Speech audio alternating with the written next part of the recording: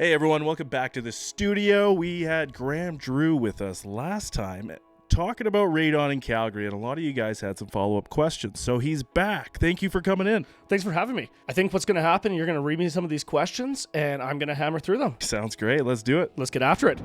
Do radon levels stay the same all year round? Typically, no. Radon will fluctuate. As the uranium decays inside the soil, it will produce different radon levels throughout the year inside your house. Different weather factors also play a factor in here. As we have colder months, all your windows and doors are all closed in. So the radon gets trapped in your house and will produce higher levels. During summer months, you're going to have your doors open, your windows, kids are coming and going all day long.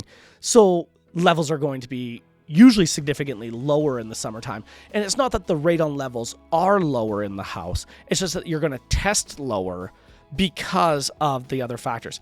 Again, in winter months, you get the stack effect, and that's where you have your warm house in the cold ground, and everything is going to pull into your house. So radon levels fluctuate all year round. We suggest the best time to get an accurate radon test is between October and April.